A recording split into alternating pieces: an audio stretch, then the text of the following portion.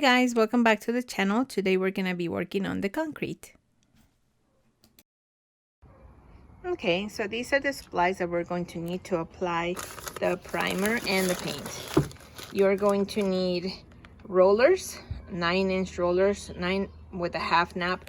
And the reason that you want to get this type, as you can see, they're a bit thicker and longer than the regular ones that you use for your walls inside the house, is because the concrete and it's for the type of surface that it is. And so we're gonna done. Yeah, you're gonna need a roller frame with a stick, and you're going to need the tray where you're gonna put the primer so you can get it from there. So let's get started. Before we apply anything to the concrete, we need to make sure that there's no dust, no rocks, no anything. We previously washed it, power washed it. So right now, all I'm doing is just removing anything that may have come on it after we did that. We did that the night before so that we didn't have to do it this morning. Otherwise, we would have to have another couple of hours of wait time, and we don't want to do that because the concrete needs to be completely dry before we apply anything on it. So our next step is to apply the bonding primer for the concrete. It is going to help seal any imperfections in the concrete and make it possible for the paint to stick better to it and last longer. So I chose this one, and if you look at the instructions in the back, it'll tell you when you need to apply it. It specifies that you don't have to thin it, but most importantly, since I already knew that, you need to use it within these temperatures. And that's the reason that it's taken us so long to do this, because temperatures in Arizona had not dropped between the acceptable levels so that we could use this. So today is the day, and this is the one we're using. One thing that may come as a surprise when you first start using the primer is the consistency of it. It's not like paint primer, which is a bit thicker. This was very liquidy. It almost looked like non-fat milk, really. It was very watery. So it took me a few tries before I kind of got the hang of it. So I wanted to let you know that, because for some reason I did not know that. And there's my husband trying to get into the picture. Anyway, so yeah, it's very watery. So just gonna experiment and see. Another thing that I did that you're gonna see later on is that I kind of worked myself into a corner. And so after I did everything and I was strapped, I ended up stepping on the ones that I had already worked on, and then had to apply a little bit more as I was exiting. So if I had to do it again, I would start with in a different direction and work myself on the outer part, and that way I wouldn't have to step on it. But hey, it's this first time I paint a concrete slab, so I give myself a little bit of slack there. So I just want to let you guys know.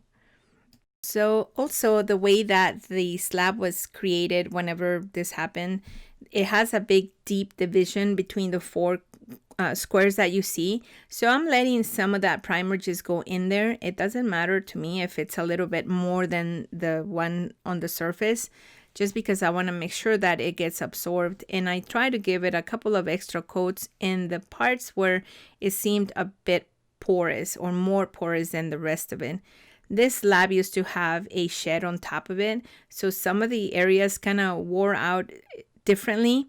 And so we're going to see how that works out. But I'm just adding extra primer on those areas that looked more imperfect than others, just to make sure that, we cover all the little holes and the paint goes on more evenly at the end.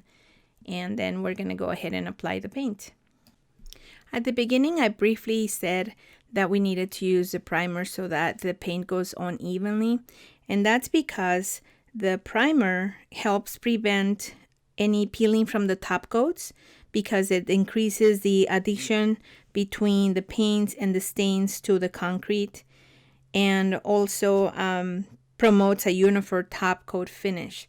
So kind of like when you're using makeup and you put a primer so that your pores are all smooth and covered, that's pretty much what this one is doing as well. besides helping the paint, you know, stick together to the concrete more and avoid all those peelings that happen sometimes when people do not use primer. So those are the reasons for using it. Maybe some people may think it's not needed, but it actually is, especially for concrete since it's out there in the weather all the time.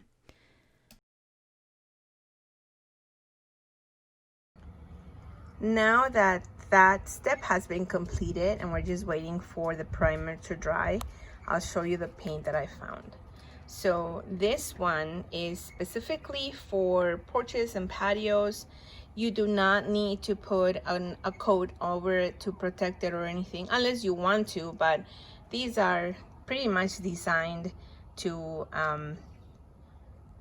be okay without it. And it says here pure, ultra pure white, but of course you can have them tainted to the color that you want. And so the color that I picked for that area is this beautiful baby blue. And so we'll see how that looks. Of course, if I don't like the color, I'm gonna end up changing it, but I really like that color and we'll see. As with the other one, you also have to take into consideration the temperature, which is pretty much the same as the primer. And so that's why we're trying to get everything done today. So hopefully this will dry before any kind of rain decides to come our way, which they keep changing. They said that it was gonna rain today, then they said tomorrow, now they're saying Monday, so I don't know. But in the meantime, we'll go ahead and get our project completed.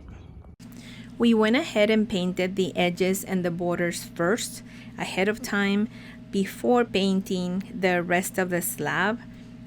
Just so that we get it, you know, done properly. It's pretty much the same concept as when you're painting the walls inside your house. You know how you do the edges first and the corners. Well, same concept, except this one is flat on the floor instead of on the wall, but it's the same idea. Now you're probably going to see that some of the boxes or the squares are looking different at the end, but that's only because they are drying at different times.